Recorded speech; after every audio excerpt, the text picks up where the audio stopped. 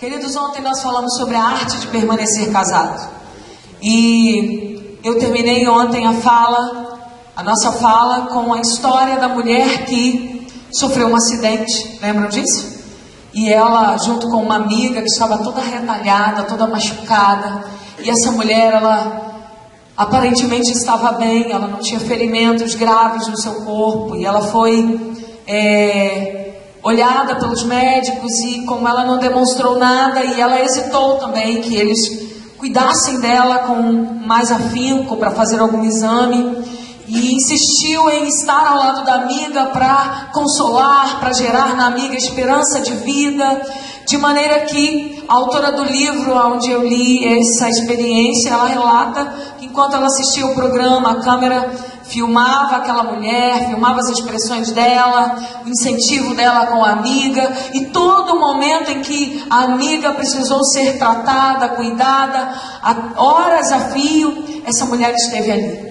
E ela conta que quando já estava tudo bem, já estava tudo tranquilo, eles já estavam brincando, rindo, e ela com um senso de humor, brincava com os médicos, de repente essa mulher teve um colapso. E ela veio a falecer. E depois os médicos, ao fazerem um exame no organismo dessa senhora, dessa mulher, eles descobriram que ela estava tendo uma hemorragia interna.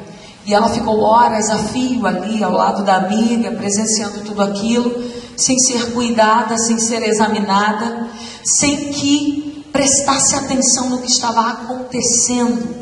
Sem prestar atenção de que a vida dentro dela estava sendo derramada, de que havia uma infecção que estava tomando conta dela, e ela estava vivendo de maneira inconsciente alguma coisa que estava rebuliçando o organismo dela, mas ela não deu conta, ela não se preocupou, ela preferiu ocupar um espaço, uma lacuna no tempo e no espaço da vida daquela amiga. E a autora registra que ela resistiu a que os médicos fizessem qualquer outro tipo de exame nela. E essa lição, queridos, ontem nós terminamos com ela falando sobre a vida de Deus, que muitas vezes está dentro de nós, e todas as vezes que Deus derrama vida sobre nós, todas as vezes em que nós recebemos uma verdade de Deus. E ontem eu gostei do verbo usado pelo Lorival, quando ele disse sobre ruminar. Quando nós não ruminamos essa verdade, quando nós não mastigamos, quando nós não digerimos e não deixamos essa verdade vir à tona, como uma mãe que está gerando um bebê, e que aos 9 meses esse bebê não nasce, quando essa vida que nós recebemos na nossa vida não flui, não se transforma em vida na nossa casa, nos nossos relacionamentos, na nossa família, nos nossos casamentos, aonde nós estamos inseridos, sabe o que acontece? A palavra de Deus diz que essa vida seca, ela morre. Como uma mãe que gera um bebê, e esse bebê, se ele não nascer, se ele ficar dentro do ventre dela, além do tempo determinado para dar vida, para nascer e para trazer vida, ele vai morrer e vai trazer morte. Assim também era a hemorragia interna daquela mulher. E quantas vezes, queridos, nós sofremos um trauma, e dentro de nós recebemos até verdades, mas não damos conta de resolver aquele trauma, e passamos longos anos da nossa vida ruminando o trauma, digerindo o trauma, experimentando o trauma, degustando o trauma, ou lançando e infeccionando os ambientes, os lugares onde nós estamos, daquilo que estamos cheios. Assim como aquela mulher derramava vida, gastava energia, porque o que a gente aprende? Que sangue é vida. Aquela mulher, a vida dela estava dentro dela, sendo derramada. Mas olha que interessante, quando nós estabelecemos um link, uma ponte, com a ideia de que a vida que há dentro de nós, quando sofremos um trauma, quando passamos por uma dor, quando fomos traumatizados pela falta de perdão, porque nós vamos falar da arte de permanecer casado, mas eu separei um tempo para nós falarmos sobre a arte que está dentro da arte. É a arte de perdoar. A arte de perdoar como um dos segredos, não apenas para continuar casado, mas para a vida de qualquer pessoa. Porque quando nós, queridos, sofremos um trauma, uma dor, quaisquer ou qualquer que seja, e nós não damos conta de resolver isso dentro de nós, nós vamos derramando a nossa energia, vamos derramando a nossa vida. Só que aquilo, ao invés de ser usado de uma forma construtiva, como uma marca confortável, nós vamos derramando vida dentro de nós mesmos, e a energia que deveria ser gasta porque nós perdoamos, nós vamos gastando dentro de nós e vamos sofrendo silenciosamente o caminho em direção à nossa morte. Diga misericórdia.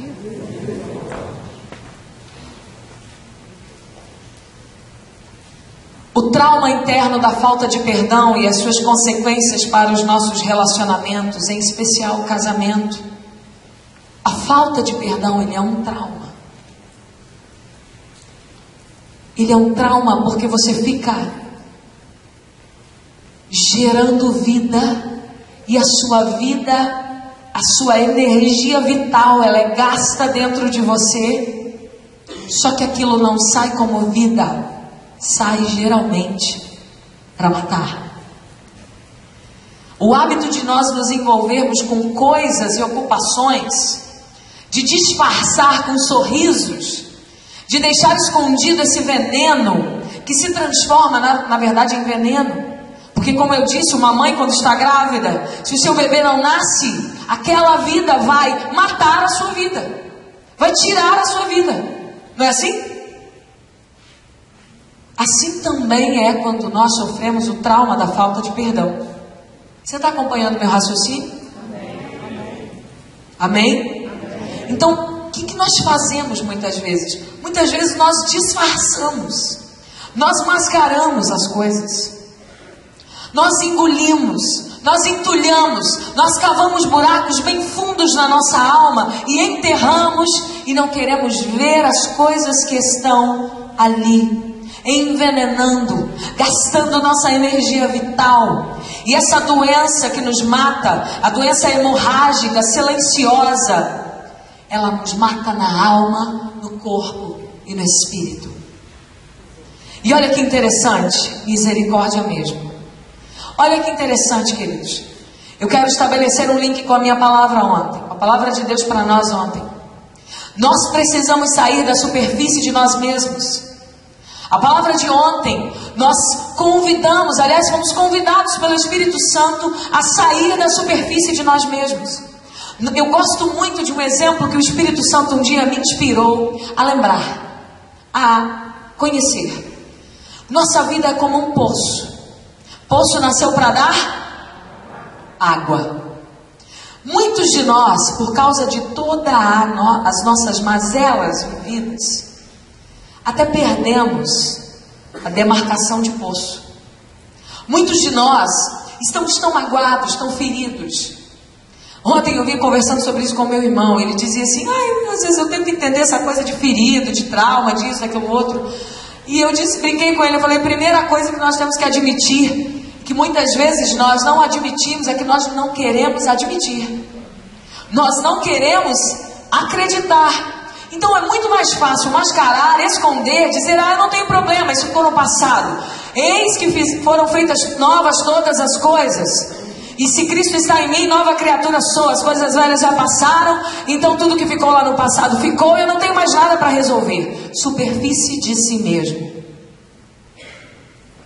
E como um poço, alguns de nós já até perderam a marcação de poço.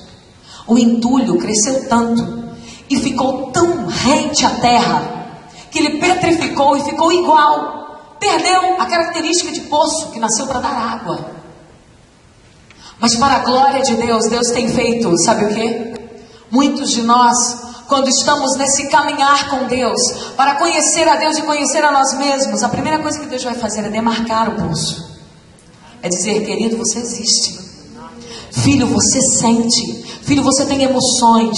Filho, você foi criado à minha imagem e semelhança. Filho, você não está apagado. Filho, você é uma pessoa que precisa ser respeitada, conhecida, entendida. Filho, eu tenho uma missão para você. A primeira coisa que Deus vai fazer é demarcar o poço. E aí Deus vem. E aí, de acordo com os nossos temperamentos, alguns Deus vai usar pequenas ferramentas, porque a gente não aguenta, é muita dor, é muito entulho, já petrificado, é um terreno que está sólido. Já se transformou numa terra árida e seca, rente ao resto da terra. Ninguém mais sabe que ali tem um poço. As pessoas passam por você e já não dão mais nada por você. E Deus demarca esse território e Ele começa a cavar, Ele começa a tirar gradativamente os entulhos. Alguns, como eu, por exemplo, Deus vai usar pela pressa. Os Ds, eles são assim, né? Um D não tem muita paciência. Um D, ele pensa no tempo, ele pensa em quantidade, quantas coisas eu posso fazer em 10 minutos. Ele elabora, faz uma visão macro, estabelece o território, fala isso, assim, assim, assim, aquele. Os outros não, né? Os Is são meio impulsivos, mas os Ds, eles têm essa característica. Os S's fazem uma coisa de cada vez. Os Cs também são bem conscienciosos, são certinhos, né? Então eles precisam galgar o caminho uma coisa de cada vez. Estabelece uma devida organização para tudo. Mas os Ds não, eles têm essa característica. E é fato que na minha vida Deus realmente usou em alguns momentos uma retroescavadeira. Sabe como assim? Aquela mãozona da retroescavadeira. Puxa o entulho. Amém por isso, queridos. Mas algumas vezes Deus vai usar martelos rompedores, né? De 10 quilos, 15 quilos, 30 quilos. Ele sabe a ferramenta que Ele tem que usar com você. Mas eu gosto da experiência do poço, porque quando Deus começa a mexer no nosso entulho, Ele vai limpando. Ele vai limpando. E tem alguns entulhos que estão... A gente acha assim que quando a gente se converte, ou na vida cristã, a gente acha que os entulhos rasos é os que são mais difíceis, né? Mudança de comportamento, a minha conversão eu não era crente, aí eu fazia isso, agora já não faço mais. Preciso ser eu a te contar, sinto muito, mas eu vou te contar. Esse entulho não é o mais difícil. Pronto, falei. Ele não é o mais difícil. À medida em que Deus vai cavando, quanto mais fundo Deus cava, quanto mais próximo dos rios de águas vivas que Ele disse que fluiriam, lembra? Poço nasceu para dar água. Quanto mais Ele cava, queridos, mais às vezes tem os entulhozinhos que nós estamos agarrados a eles no poço, dizendo: Deus, você já limpou o canal? Tá bom, esse aqui não. Esse aqui não.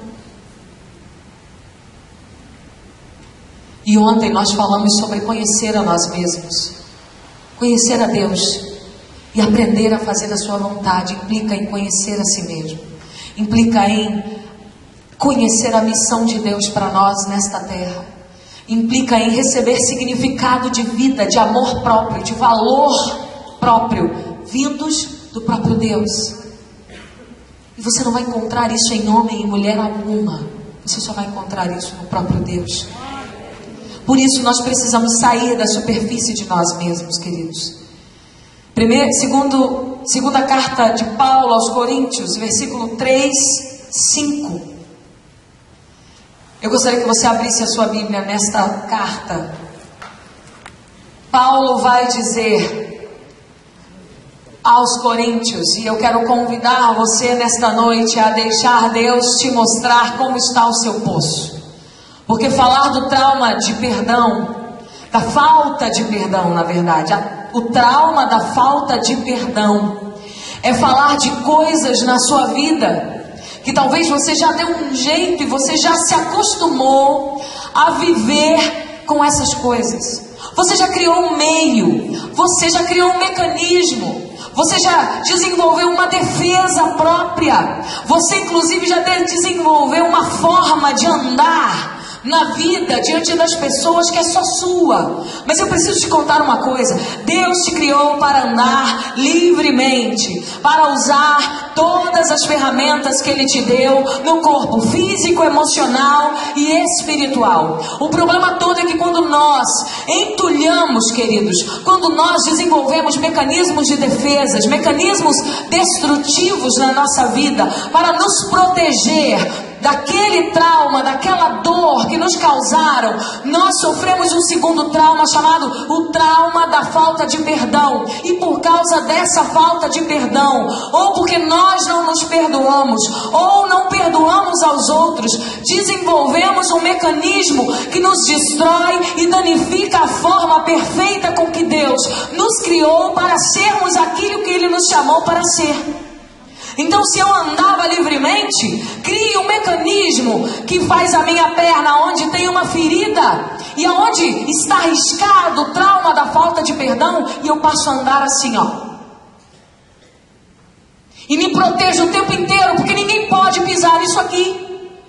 Então eu desenvolvo um mecanismo para proteger o lugar em que eu fui ferida, porque eu não posso, não consigo, não quero, não abro mão do trauma, nem da dor que está ali naquele lugar, atrofiando, fazendo com que eu ande de maneira defeituosa, com que eu viva de uma forma atrofiada, tirando de mim as oportunidades de viver a essência de Deus, o melhor da vida, porque eu me protejo, porque agora eu preciso proteger esse lugar. Só que o fato de nós andarmos atrofiados implica num segundo trauma. E eu quero convidar você a fazer o que o apóstolo Paulo nos diz em 2 Coríntios 3:5, dizendo: examinem-se para ver se vocês estão na fé, provem-se a si mesmos, e não percebem que Cristo Jesus está em vocês, a não ser que tenham sido reprovados. 1 Coríntios 11:28 diz: examine-se o homem a si mesmo, e então coma do pão e beba do cálice. Geralmente nós fazemos menção desse texto no momento da ceia. Olha que interessante. E na ceia geralmente a gente ouve aquela frase assim: olha, se você tem alguma coisa aí com seu irmão, não é assim? Vai lá, conserta com ele. E aí a gente acha que a nossa oferta, ou que cerceados estamos de cear, porque você não criou um momento para se resolver com seu irmão. Eu preciso te contar que não é assim que as coisas funcionam. Perdão é uma decisão. O perdão não depende do outro. O ato de perdoar, a arte de perdoar, tem que ser por você mesmo. Quando você toma uma decisão, o ato em si já foi materializado no mundo espiritual. Ainda que na história da vida você não consiga estabelecer um novo relacionamento com a figura causadora da dor. Gravou isso? Toda raiz de amargura, ressentimento. Esqueço que isso aqui é touchscreen. Meu marido me lembrou quando eu estava ali, ele disse: lembra que isso é touchscreen? Eu, Toda raiz de amargura, ressentimento, entre outras sensações negativas, começam a apodrecer em nós e a apodrecer os relacionamentos, e aos poucos nós vamos infeccionando todas as áreas da nossa vida. E aí, quando nós não perdoamos, quando nós abrimos mão disso, não é simplesmente pelo ato de não cear, de não ofertar da maneira com que a Bíblia nos diz. Mas, queridos, os principais perdedores com isso somos nós. Por isso o convite para que você se examine, para que você deixe o Espírito Santo oxigenar a sua mente com aquilo que ele precisa oxigenar. Porque quando nós sofremos o trauma da falta de perdão, presta atenção, eu não estou falando do que causou a dor em você. Você está compreendendo isso? Eu estou falando de um outro trauma que procede das dores. A falta de perdão é um outro trauma que, para você descer até o fundo, para você descobrir o que está lá embaixo do iceberg, você tem que enxergar que tem uma coisa que vem primeiro, a decisão de perdoar. Mas eu admito que isso não é fácil. E aí nós corremos o risco de alimentar, de ruminar, de digerir, de gerar, de criar, de gastar energia vital com raiz de amargura, ressentimento, com sensações negativas. Construímos, como eu acabei de descrever, uma série de mecanismos de defesas, de padrões autodestrutivos que nós não nos damos conta por causa desse ato. Hebreus 12:15 diz: cuidem que ninguém se exclua da graça de Deus e que nenhuma raiz de amargura brote e cause perturbação, contaminando a muitos. Queridos, o encontro consigo mesmo é extremamente importante para você perdoar. O que eu falei ontem para você sobre se conhecer, sobre conhecer a vontade de Deus, é extremamente importante para você viver o perdão nesta terra. Se você não fizer isso, não tem como. Sabe por quê? Seu marido vai pisar na bola com você. Lembra que eu falei sobre a missão do seu casamento? Se você não tiver isso em vias o tempo inteiro como alvo, Deus tem um propósito, Deus está no controle, Deus sabe o que está fazendo, isso não aconteceu por acaso, você abre mão. Se você não sabe quem você é, se você não tem consciência disso, está o tempo inteiro na superfície de si mesmo, você não, dificilmente, sua visão endógena e egocêntrica, dificilmente vai deixar que você abra a mão. Como eu disse, nós temos o hábito de mascarar as coisas, porque desenvolvemos relacionamentos doentios e sempre presos a algumas questões ligadas a pessoas, mascaramos. Então não deixamos que elas vão embora da nossa vida, mas as mantemos ali, aprisionadas com aquilo que nós achamos que é importante para nós. Só que sem nos dar conta que na verdade estamos desenvolvendo uma hemorragia interna, gastando energia vital, e que aos poucos estamos adoecendo, e a qualquer momento nosso sistema pode entrar em colapso. Por isso é extremamente necessário o encontro consigo mesmo. É extremamente necessário ter objetivo de vida. Como eu falei, comecei a citar um exemplo. Uma esposa insatisfeita com o marido, que vive com o marido rude, que fala, que a trata mal o tempo inteiro, ou que tem alguns problemas sérios na sua conduta em desvio de caráter, ou um esposo que sofre com a traição de uma esposa, uma traição moral, uma traição física, sexual, amorosa, afetiva, uma traição nos princípios da família, quaisquer áreas que sejam. Se você não tem, não sabe, não tem a certeza de quem você é, do seu objetivo de vida, de quem é Deus na sua vida, isso vai, por mais que você decida permanecer, porque você já entendeu que aquilo é uma bengala, então você acredita que não vai viver sem aquilo, então você fala, quer saber? Vou dar um jeito de mascarar isso aqui. E o ser humano, ele é perito em fazer isso. O ser humano é criativo demais. Ele consegue manipular as coisas para desenvolver métodos que o ajudem a sobreviver. O pastor Jucimar lançou um livro recentemente chamado Sobrevivente. Todo sobrevivente traz marcas na sua alma. Uma pessoa que vive o trauma de um incêndio e ela sai de lá viva, mas ela sai de lá queimada. Ela pode desenvolver um mecanismo na sua vida de: eu sou grata a Deus, porque eu saí viva daquele incêndio. Mas ela traz marcas. Ela traz marcas no seu corpo. Ela foi queimada. Algo nela foi danificado. Assim somos nós na nossa alma, na nossa esfera emocional. Por isso, muitos de nós passamos a vida com aquela sensação de insatisfação, de frustração, porque mascaramos, aprendemos a dar sorrisos falsos, não nos aprofundamos em nós mesmos e vivemos na superfície de nós mesmos, e é por isso que nunca estamos contentes, é por isso que nunca estamos satisfeitos, por isso que nunca mudamos o quadro nos nossos relacionamentos. Eu não sei você, mas a Bíblia fala que é muito ruim você estar ao lado. Ele usa a ideia da mulher, de uma esposa rixosa.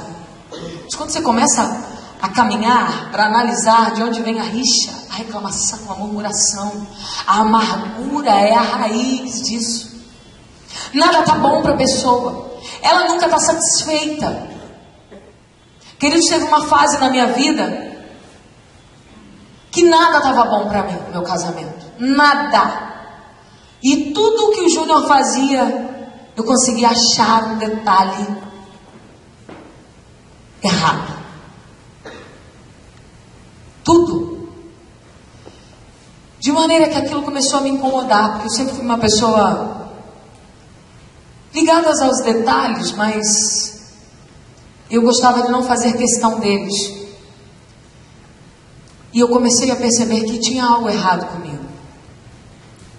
Não tinha algo errado com as pessoas que estavam do meu lado. Não tinha algo errado com o ambiente, com meu marido, com a minha família. Tinha algo errado comigo. Tinha uma fonte jorrando dentro de mim, que estava me fazendo cobrar uma dívida das pessoas, através de algo mal resolvido no meu interior. Por isso essa atitude de estar contente, satisfeita, de ter a capacidade de mudar os quadros dos relacionamentos, de ter a capacidade de me questionar e dizer assim: esse acontecimento vai tirar o meu bem-estar? E aí eu pergunto, que tipo de acontecimento vai determinar você estar bem ou não? Só que chega um momento na nossa vida que a gente está tão acostumado a viver com aquela celeuma jorrando o tempo todo, que isso já não faz mais diferença para nós. Há tempo, o Espírito Santo de Deus pôde falar aos meus ouvidos: ei, tem algo errado aí. Lembra que eu falei ontem? A gente parece que tenta parar as nossas emoções. Eu não quero, eu não quero, eu não quero. Fiz. Porque todas as vezes em que nós tentamos resolver algo na superfície, nós não conseguimos. Você vai ter que descer até uma certa profundidade para achar a raiz daquilo. Paulo chama de raiz de amargura. E nós encontraríamos aqui outros tantos textos para falar sobre isso. A falta de perdão, ou a ausência da arte de perdoar, faz as pessoas andarem em círculo. Olha que interessante. Conta-se uma história de uma menina que ela queria um pônei. E seus pais compraram um pônei para ela, um pônei de circo. O pônei já era mais idoso e eles venderam o pônei no circo, que ele já não estava tão habilidoso em lidar com as peripécias do circo. E aí essa menina levou o pônei para casa. Mas o pônei, ele não soltava o pônei, tentava andar com o pônei travava. E a única coisa que ele fazia era dar voltas. Não fazia mais nada. Mais nada. Ele andava em círculos. De maneira que essa menina, ela prestou atenção no comportamento condicionado de que aquele pônei não conseguia sair dos círculos. Assim somos nós, queridos. Assim somos nós quando nós não conhecemos a nós mesmos. Quando nós estamos na superfície de nós mesmos. Quando nós não resolvemos perdoar. Nós não conseguimos expandir os nossos horizontes. Nós ficamos dando voltas, ficamos andando em círculos. Nós não conseguimos sair dos círculos. Nós não conseguimos alargar as fronteiras. Nós não conseguimos estabelecer novos relacionamentos. Nós não conseguimos crescer nos nossos relacionamentos. Nós não conseguimos ver o nosso cônjuge receber vida, porque eu sou geradora de vida, lembra? Eu não consigo ver o melhor no outro, porque em mim nada de bom habita. Apesar de às vezes nós nos comportarmos como aqueles que sabemos tudo, corrigimos todo mundo e damos conta de ser os sertões, nós não conseguimos abrir novos espaços, porque estamos sempre dando volta no mesmo lugar. Nome disso, condicionamento. Aonde eu quero chegar? Nós precisamos retomar o ensino de ontem, sobre conhecer a nós mesmos, sobre aceitarmos a nós mesmos, sobre aprender a resolver ou a nos resolver. Uma mulher que espera ou coloca suas expectativas em seu marido, para que ele lhe supra as lacunas de segurança, e ele não o faz, isso vai gerar frustração e automaticamente vai gerar uma necessidade de perdão. E como esse marido, talvez ele não tenha recursos, e ele não vai ter mesmo, porque como eu disse ontem para vocês, só uma pessoa capaz de sanar as nossas necessidades. Essa mulher, ela nunca vai encontrar. E quanto mais pressão ela faz, mais ele pisa na bola, e mais necessidade de perdão ela tem, menos ela perdoa, mais frustrada ela fica, mais ela acumula, mais entulho gera, e mais carrancuda, chateada, frustrada com a vida, ela se dispõe a ficar e a gastar uma energia fenomenal com aquilo. E aí nós precisamos retomar o ensino de ontem, de conhecer a nós mesmos, de abrir o leque para entender o verbo amar, quando o Senhor disse: amarás ao Senhor teu Deus de todo o teu coração, de toda a tua alma, de todo o teu entendimento, de toda a tua força. E você vai amar ao próximo quando entender isso. Não tem como você ter uma vida feliz, não tem como você ter uma vida saudável, se você não buscar conhecer a Deus e a si mesmo. Toda pessoa que é ultrajada em seus sentimentos procura de alguma forma manifestar o que aquilo lhe causou. Todos nós. Temperamentos tendenciosos a acumular os ultrajes. Não se iludam. Você pode não falar como um D gritaria no ouvido do outro: você está pisando no meu calo. Ei! Ou como um I, escorregadinho assim, mas devagarinho, precipitado, né? Ele diria, ele daria um jeitinho. Mas talvez como um S e um C que entulham, preciso te contar. De alguma forma você vai manifestar aquilo que lhe doeu. E na maioria das vezes nós manifestamos isso cobrando. Ou, o que é pior, devolvendo na mesma moeda.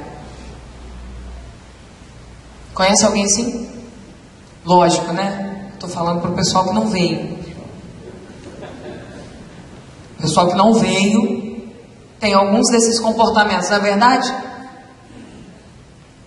Diga misericórdia. Diga assim: eu estou ouvindo essas verdades. Não, gente. Pastor, ou presbítero. Gente, vocês não tomaram café, vou fazer igual na salinha das crianças. Vocês não tomaram café quando saíram de casa. Diga assim: eu estou ouvindo todas as verdades. E não permitirei que eu saia daqui sem receber verdadeiramente dessas verdades. porque eu preciso delas. Amém? Não é quem não veio que precisa delas, é quem está aqui. Somos nós. Amém? Então, queridos, na maioria das vezes nós manifestamos isso cobrando e devolvendo na mesma moeda. E aí, muitas vezes, para nós mantermos uma atitude perdoadora, para conservarmos a arte de perdoar. Mas o que é perdoar? A palavra já diz, não é verdade? Perdoar, perdão, vem de perder.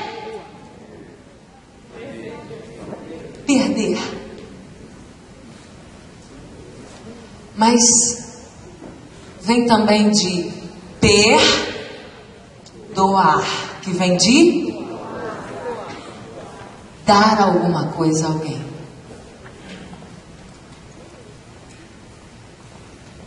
Difícil, hein? Como assim? Eu tenho que perder e ainda tenho que dar? Você está de brincadeira. Num mundo igual ao nosso, que todo mundo quer levar vantagem. Num mundo igual ao nosso, que se você acha um dinheiro perdido no chão e devolve para o dono, o pessoal olha para você e fala: você está ficando doido? Você é bobo. No mundo onde nós temos que ser espertos, eu tenho que perder e ainda tenho que dar.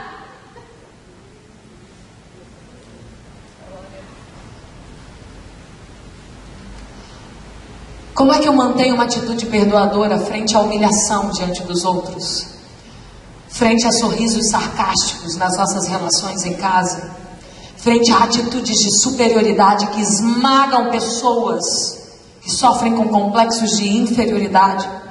Frente a conversações abruptas, ignorantes, monossilábicas, ameaças de separação, ameaças de tirar aquilo que para você é o mais importante? Frente à ameaça de tirar a sua segurança do lar, a falta de demonstração de carinho, de amor, como é que você pode manter uma atitude perdoadora? Perdoar. Passar por tudo isso vai exigir de nós uma atitude, algumas atitudes que eu quero discorrer com vocês nesta noite. E a primeira delas é estar satisfeito porque você entende a sua missão.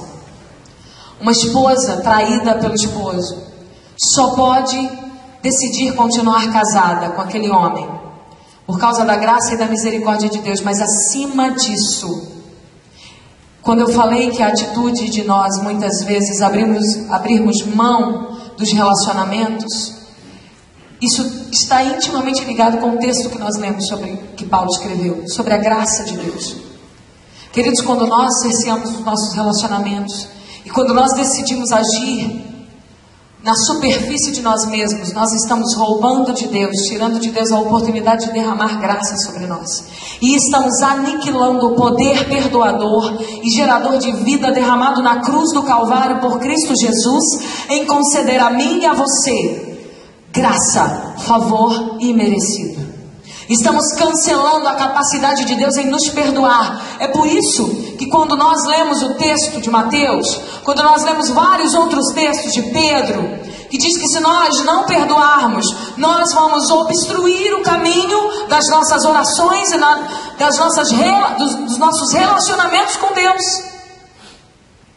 É porque na verdade nós apertamos o botão dizendo: aqui eu não preciso da graça de Deus. Deixa que eu me resolvo. Deixa que eu faço. Deixa que eu provo. Deixa que a minha justiça própria. Justiça própria. Isso te lembra alguma coisa? Essa palavra te lembra alguma coisa? Justiça própria te lembra alguma coisa? Como assim perdoar? Queridos, estar satisfeitos com aquilo que nós somos e entender a missão de Deus para nós é fundamental. Porque você entende que foi gerado por Deus com um propósito, e esse propósito foi dado por Ele numa conquista através da própria vida de Deus, através da cruz do Calvário, de graça, de bênção e misericórdia sobre a sua vida. Por isso é tão precioso para você viver, que você não pode abrir mão, e isso é tão precioso para você, e é tão precioso para o outro, que você não abre mão nem para você e nem para o outro.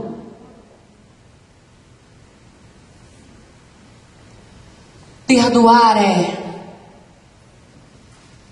a atitude de perdoar vai exigir de você uma atitude de fé, de que Deus pode intervir naquela situação que te trouxe dor. Mas para isso você terá que observar algumas coisas importantes para alcançar essa tarefa tão difícil. Talvez você esteja falando assim: porque você não teve seu filho assassinado, é porque você não sofreu uma traição como a que eu sofri, é porque você não sofreu perdas e danos financeiros letais para a sua vida, como eu sofri. É porque você não foi humilhado e traído moralmente, verbalmente, diante de toda uma estrutura. É porque você não foi excluída, é porque você não sofreu nada disso. Você está falando isso. Eu não quero e nem posso ignorar, porque o próprio Deus não faz isso conosco. Deus não ignora a nossa dor. É uma tarefa difícil realmente, mas para isso, a segunda atitude é uma atitude de fé. É a atitude de deixar que Deus intervenha nessa situação. É uma atitude de abrir mão da sua justiça própria, para que Ele seja a própria couraça da justiça em você. E a primeira coisa que você vai precisar fazer, querido, é não guardar rancor, amargura, mágoa. Para isso você vai precisar criar um hábito frente à ferida que foi feita. Eu conheço mães que elas são os amores quando estão fora. Eu conheço filhos que são dóceis quando estão fora do ambiente da família. Mas eu ouvi os relatos de vários deles que dizem assim: eu queria que a minha mãe me tratasse dessa forma. E a mãe diz: eu queria que meu filho fosse dessa maneira comigo. E a conclusão que eu cheguei quando eu analisei esses comportamentos foi exatamente disso aqui. Nós muitas vezes fomos feridos na nossa infância pelos papéis que exercemos hoje, como pai, mãe, irmãos, esposos, esposas, e não nos damos conta que desenvolvemos, lembra do mecanismo? Para proteger a ferida, desenvolvemos um comportamento que era exatamente aquele que nós muitas vezes odiamos, que nós detestávamos na vida daqueles que deveriam ter cuidado de nós. Só que agora nós crescemos e agora nós temos outras pessoas dependentes como nós éramos dependentes.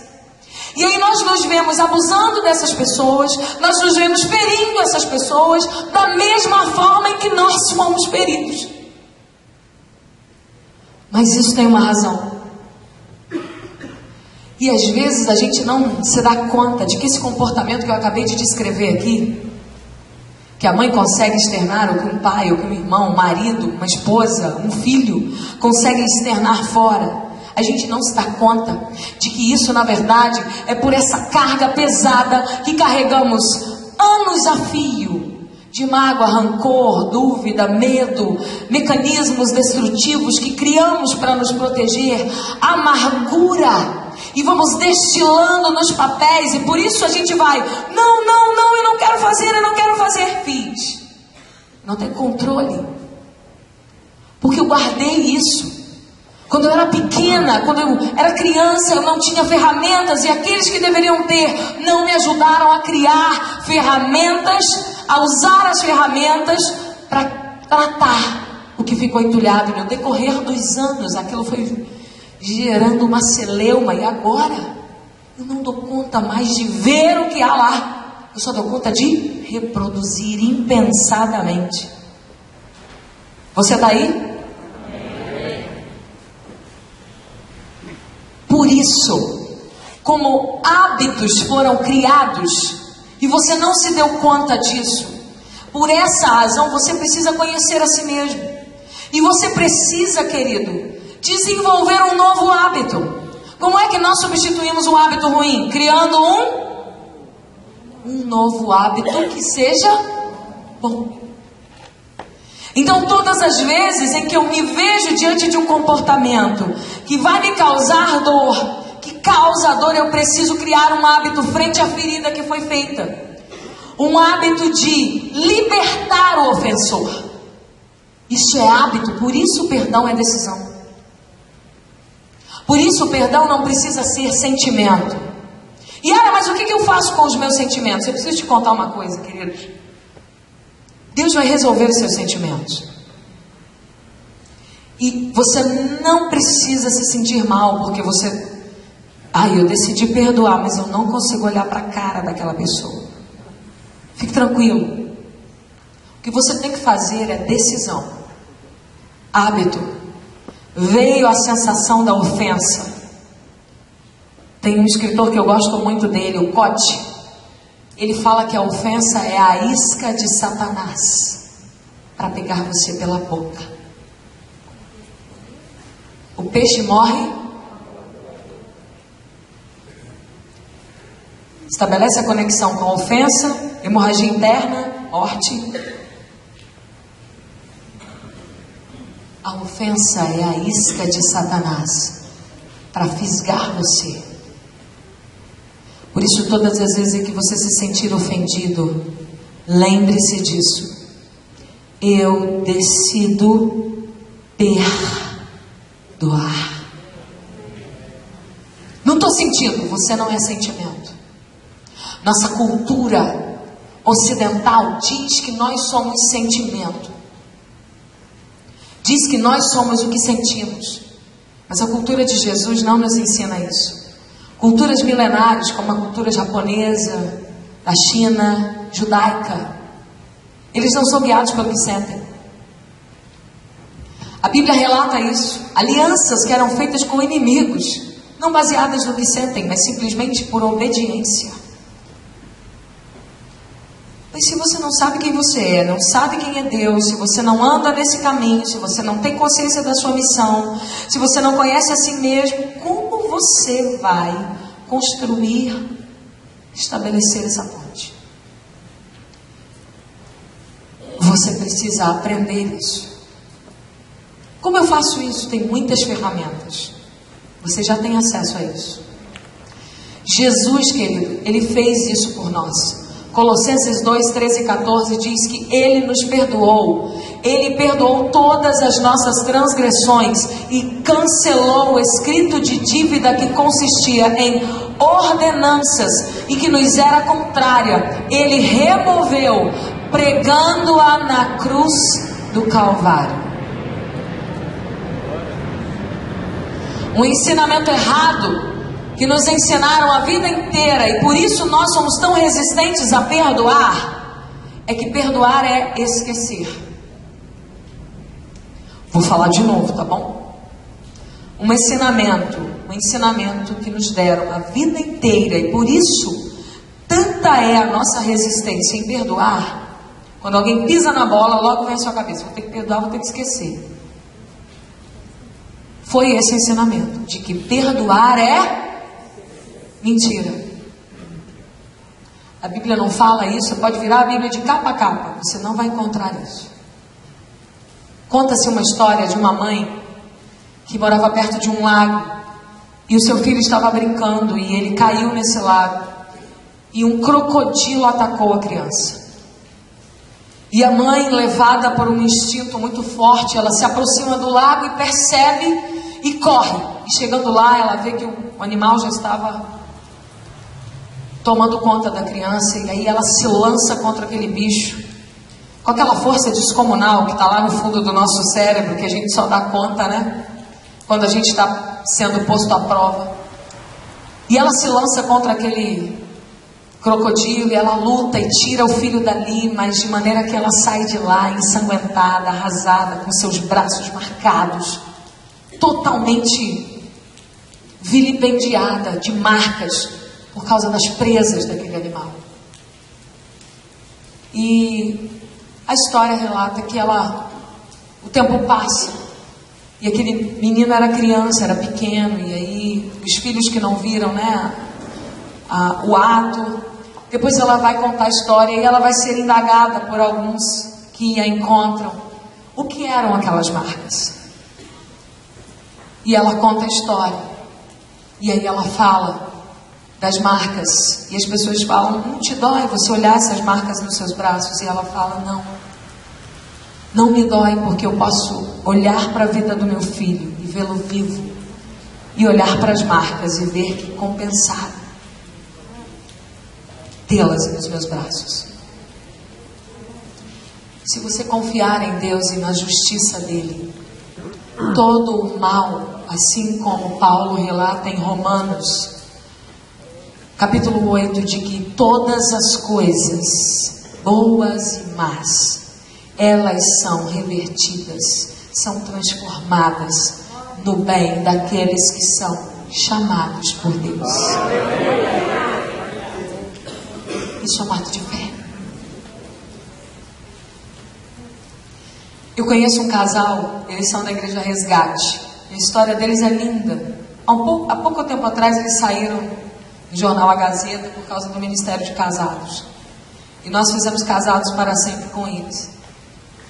E a história deles é muito bonita. Na verdade, essa história, a gente tem um outro casal que nós fizemos curso de noivos com eles, que também é a mesma história. Uma história de traição, de dor, de separação. Ela não aguentava mais até que eles se separaram. E um dia, e ela continuou ali, firme nos pés do Senhor. E ela foi decidindo, foi sendo tratada, trabalhada, e ele nem era crente. Mas um dia o Senhor o encontrou e transformou a vida dele. E eles passaram 10 anos, né? 10 anos separados. Por incrível que pareça, os dois, né? Tanto Lanes de Linhares quanto o casal de Vila Velha. 10 anos. E depois de 10 anos, Deus traz o esposo dessa mulher, restaurado, salvo. E eles casam novamente. E Deus usa todas as marcas e toda a experiência, toda a dor, agora transformada em bênção, para que eles pudessem abençoar outros casais. E eu perco a conta de quantos casais, por causa da unção que eles carregam, do legado no mundo espiritual, do legado de perdão, de amor, quantos casais eles abençoam? Eu não sei. São muitos. Eu preciso te contar que a dor que você sente, ou que você sentiu, nela está o consolo para a vida de outros. Quando você deixa Deus tratar a sua dor, ela se transforma em consolo para outras pessoas.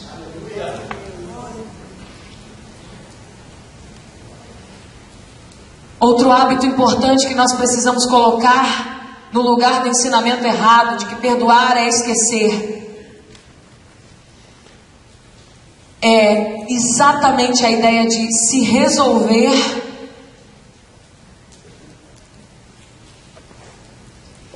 e ter essa capacidade da mulher que tinha os braços marcados, de olhar confortavelmente para as marcas deixadas pela dor das feridas do ato do infrator, daquele que foi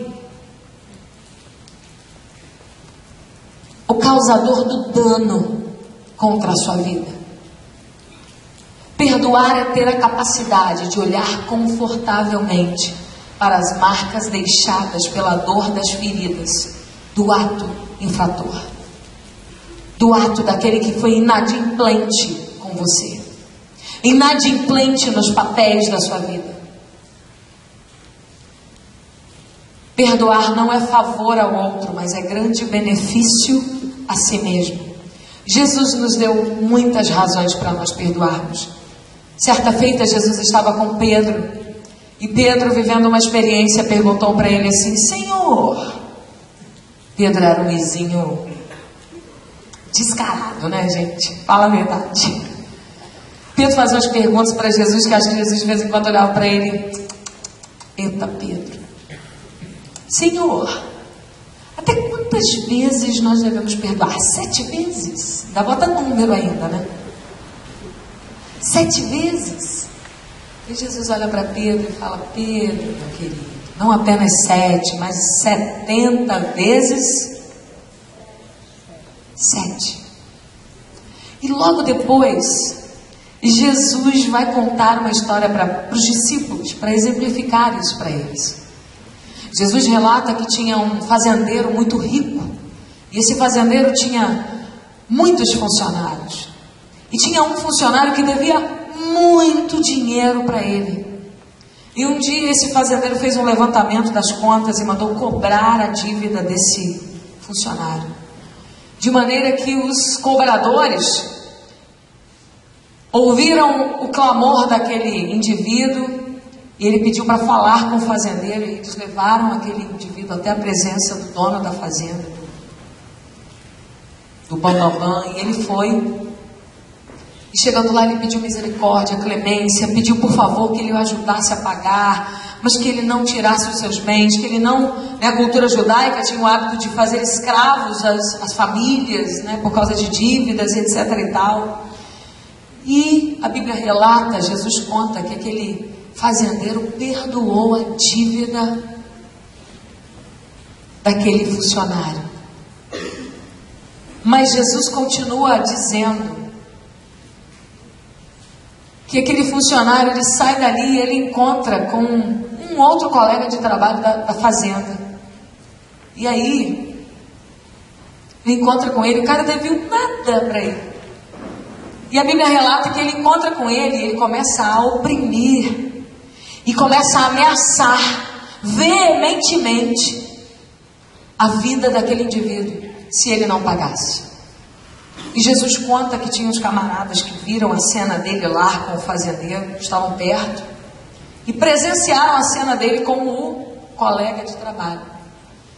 E a Bíblia fala que esses indivíduos foram até o fazendeiro e contaram para ele a cena que eles viram daquele indivíduo. E Jesus relata que esse fazendeiro manda chamar esse cara e vai dizer para ele assim: vem cá, você cobrou aquela dívida, quanto que ele te devia? Eu me devia R$50. E quanto que você me devia?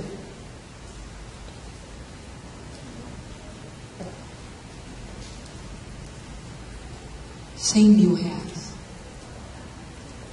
Eu acredito que ele ainda nem teve tido coragem de falar.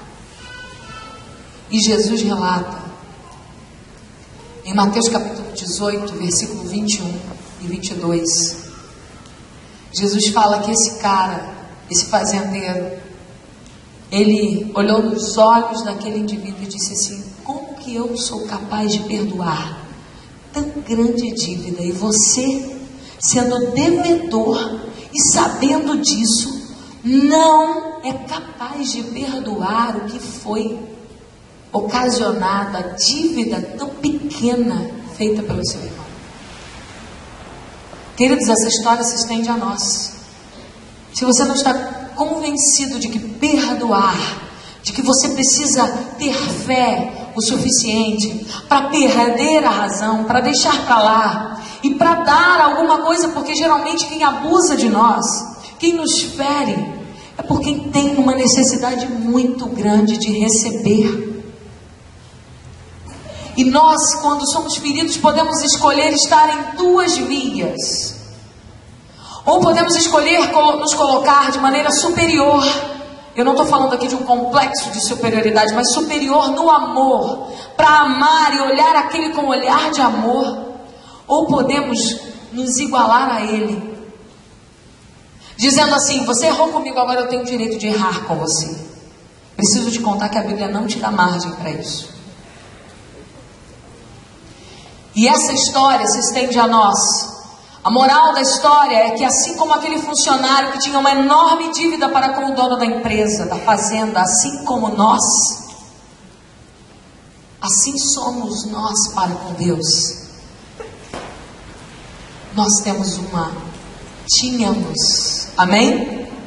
Uma enorme dívida para com Deus, mas Ele pagou todo o escrito de dívida que estava pronto para ser cobrado de mim e de você. A chave do perdão incondicional, do relacionamento conjugal, em qualquer relacionamento, é reconhecer o quanto Deus nos perdoou ao oferecer Cristo para morrer na cruz por nós. Esse reconhecimento não vem apenas na esfera intelectual e nem na esfera emocional. Isso precisa ser estendido de maneira a crer, a exercer a fé, estendido ao seu casamento, estendido ao seu cônjuge. Se eu fui perdoado de uma dívida imensa, como eu posso não perdoar uma contornável ofensa?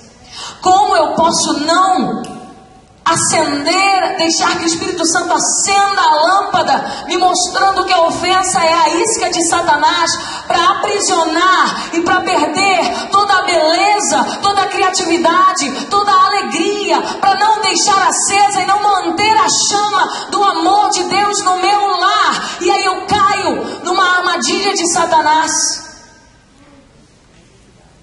Mas tem um último detalhe, eu já estou terminando.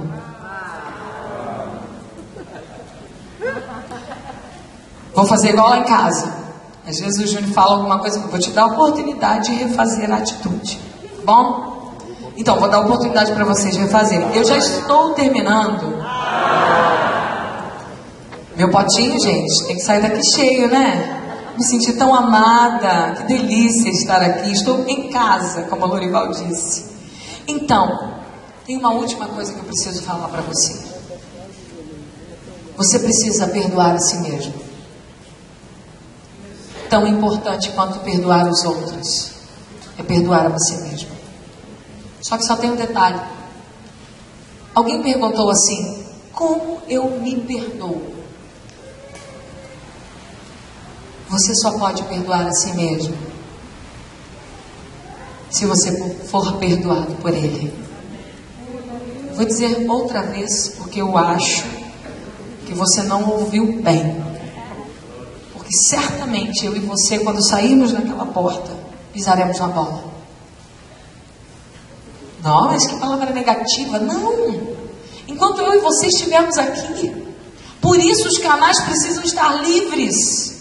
Por isso essa energia de vida que você tem gastado, vivendo uma forma insolente, difícil, amargurada, triste, aprisionada no passado, sem consciência nenhuma de si mesmo e do que aconteceu, por isso precisa ser oxigenado com essa verdade. Porque eu e você, enquanto nós estivermos aqui, precisaremos desse fôlego de vida, porque nós vamos sim errar.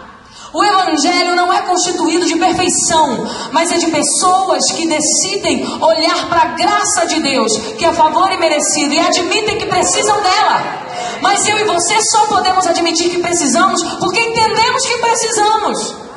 Como alguém, tamanho orgulho e presunção, vai admitir que precisa de algo que não é merecido? É ilógico isso. É utópico.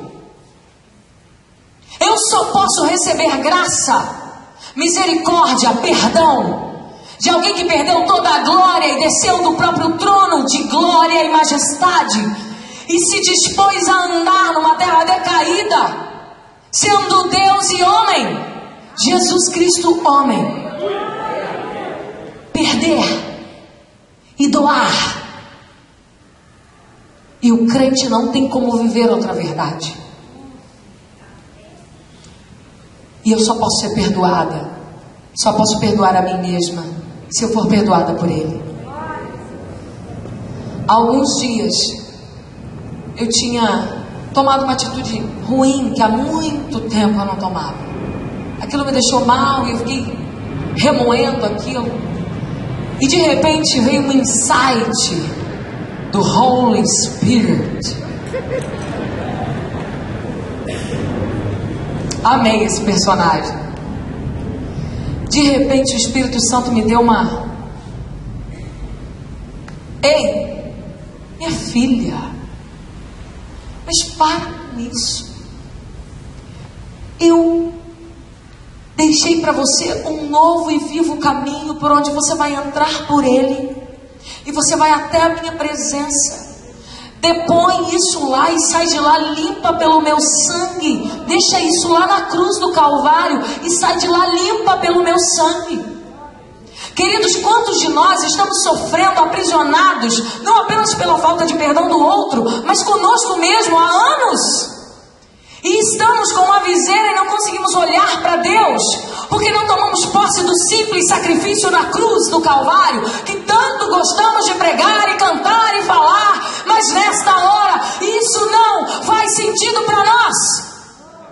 E por que não faz sentido? Porque somos inconscientes das nossas falhas. Eu preciso te contar, você precisa ir à presença de Deus todos os dias e dizer para Ele, e não precisa criar um aparato para fazer isso. Escorregou no quiabo, pisou na bola. Deus, em nome de Jesus, me perdoa. Eu lanço lá na tua cruz essa palavra mal falada.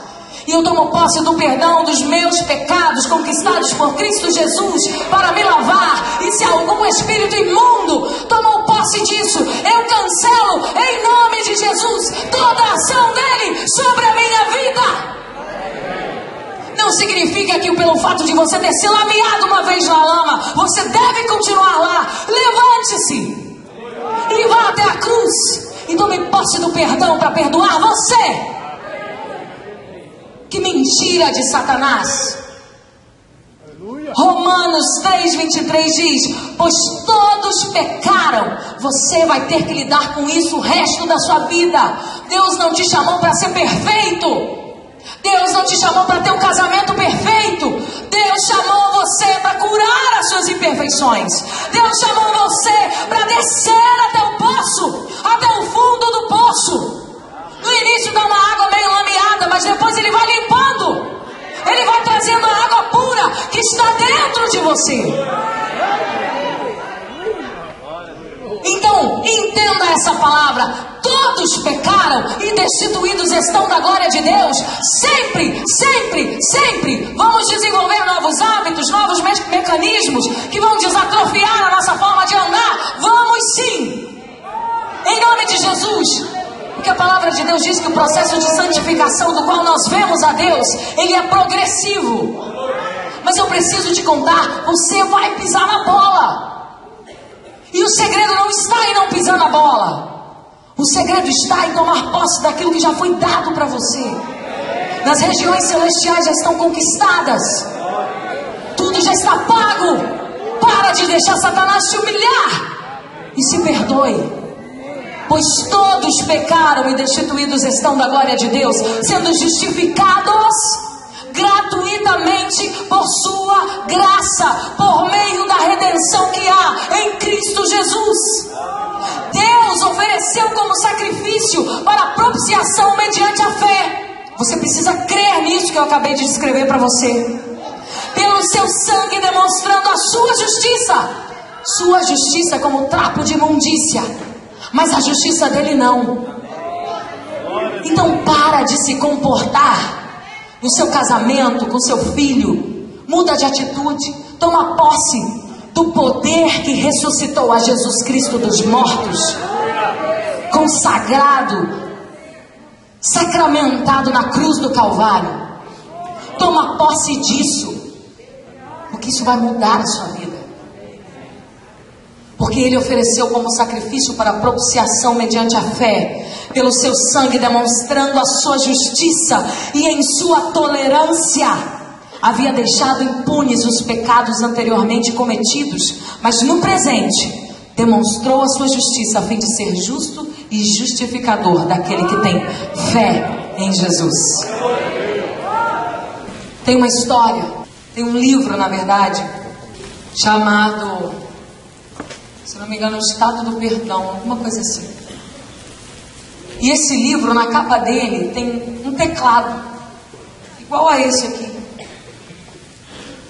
Todo mundo sabe onde fica a tecla delete no teclado, não sabe? Então, e a autora dessa história, ela relata que quando ela pegou a capa daquele livro, ela olhou e a capa era o teclado do computador.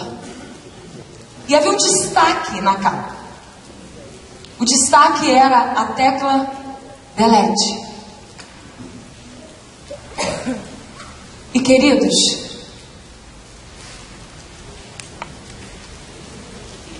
talvez a sua arte já se transformou em desatino, seu casamento.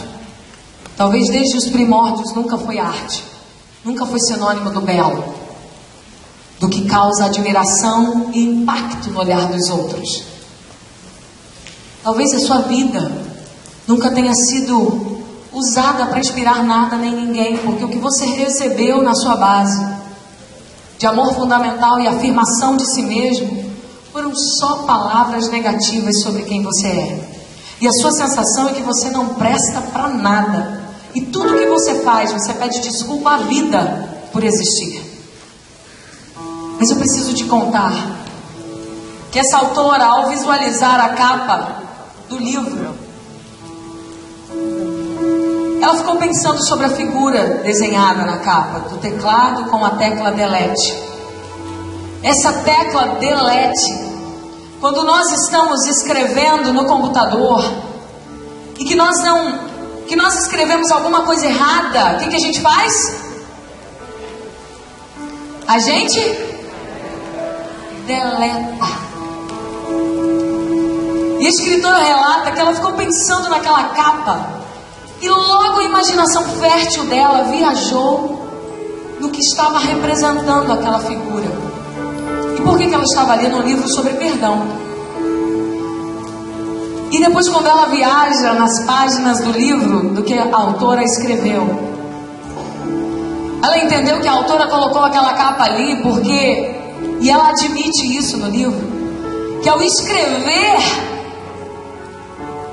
a história do livro, muitas vezes ela teve que usar a tecla delete. Porque senão, o que teria chegado nas páginas do livro para que nós acessássemos ao ler, seriam coisas distorcidas do objetivo que a autora tinha. Então, por muitas vezes, ela precisou mudar. E Deus está convidando você para fazer isso hoje. Deus está convidando você, não é para apagar a história, mas é para você aprender a usar essa tecla.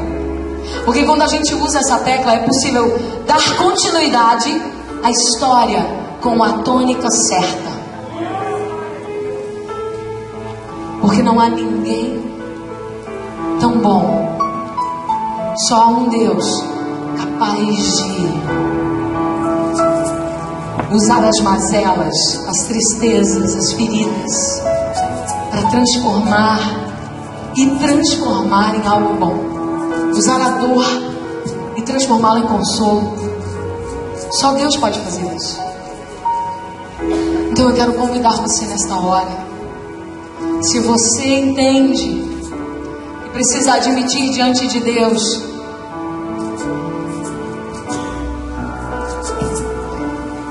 e deixá-lo reescrever, dar uma nova tônica à sua história, porque Deus não vai mudar você.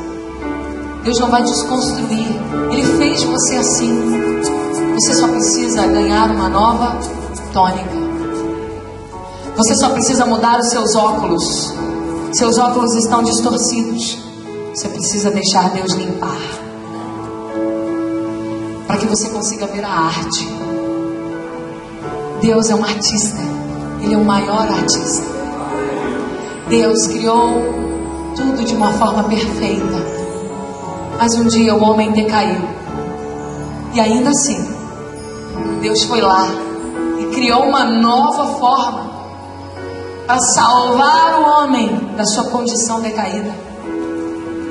E Deus está o tempo inteiro tentando atrair a sua atenção, te mostrando que Ele ama você.